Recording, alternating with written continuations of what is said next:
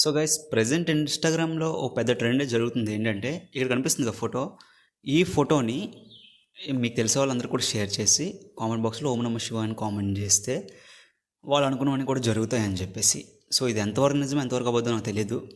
But in case 100లో 1% నిజమైనా కూడా so అందుకని చెప్పి మన సబ్స్క్రైబర్స్ ముందుకైతే ఇది తెచ్చాను ఈ వీడియో అనేది.